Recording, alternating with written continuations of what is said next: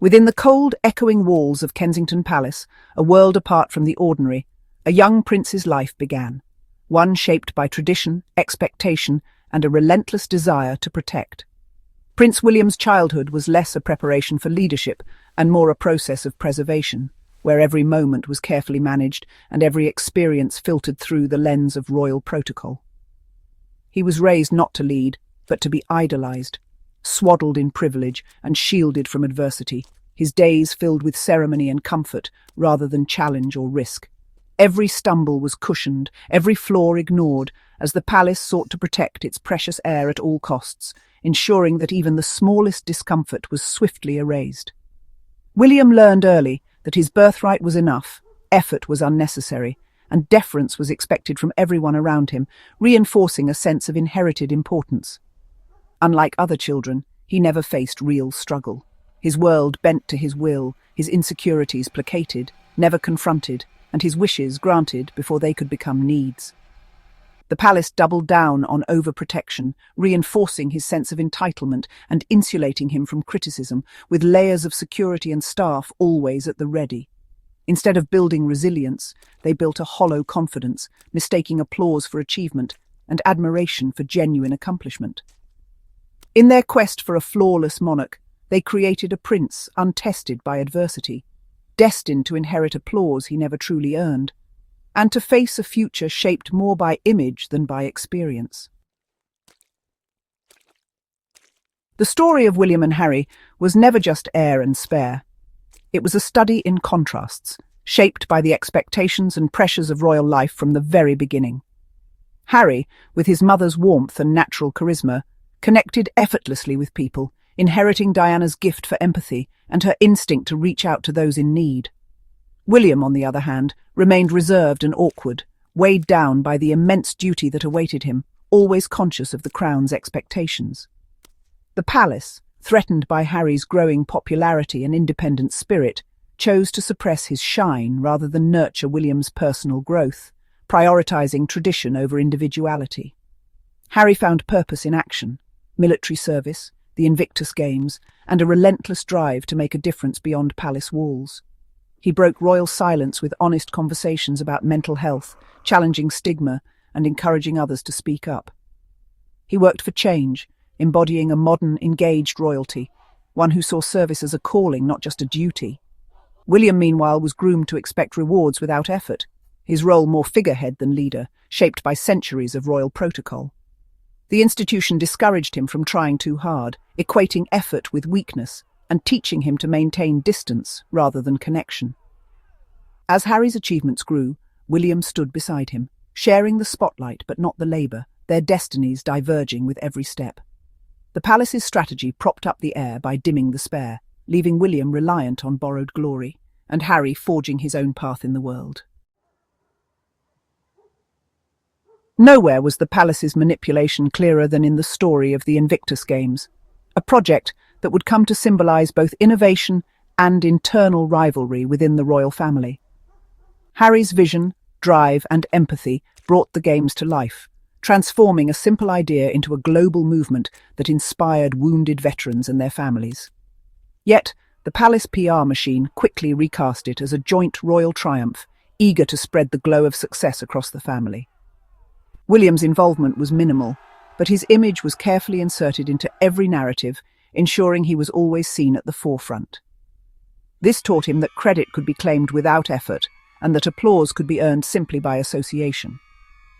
This pattern repeated itself. Harry's raw honesty and willingness to share his struggles drove mental health campaigns forward, breaking taboos and opening up vital conversations. Meanwhile, William delivered scripted lines, his contributions polished but lacking the same depth of personal connection. Yet, in the eyes of the public and the press, both were presented as equals, their efforts blurred together by careful media management. The public, however, sensed the difference. Harry's passion was genuine, his energy infectious, while William's presence often felt performative and detached. The institution's strategy was clear: protect the heir's ego and reputation at all costs, even if it meant overshadowing the true architect of success. Harry was often sidelined, his achievements diluted, while William was elevated in the public eye, regardless of his actual involvement. William became comfortable as the frontman for achievements he didn't earn, mistaking applause for accomplishment and public adoration for genuine leadership. This deception left him exposed, untested, and ultimately unprepared for the challenges of real leadership. In a world that increasingly values authenticity over image, such illusions are difficult to maintain and even harder to defend. The palace's insistence on shared credit created a hollow partnership, one that looked united but was fractured beneath the surface. In truth, William was more a spectator than a leader, his role carefully curated but lacking substance. In the end, the applause faded, the crowds dispersed, and the spotlight moved on. What remained was the emptiness behind the carefully crafted facade, a reminder that true achievement cannot be borrowed, it must be earned. William's choice of partner could have challenged him to grow, but in Catherine Middleton, he found a mirror, not a catalyst. Kate's polished image and uncontroversial presence reinforced William's own passivity.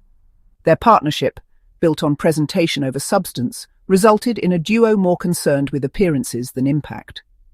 The light workload and frequent holidays spoke volumes about their shared disinterest in the hard work of monarchy. Kate, chosen for her ability to blend in and not overshadow the heir, validated William's reluctance to engage deeply.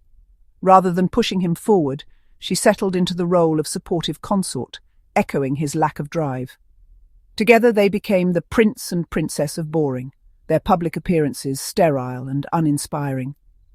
In choosing comfort over challenge, William ensured his own stagnation, anchored in mediocrity rather than propelled toward leadership. The palace narrative painted Harry as the third wheel, but reality told a different story. It was Harry's charisma and warmth that energized public appearances, making the trio relatable and human.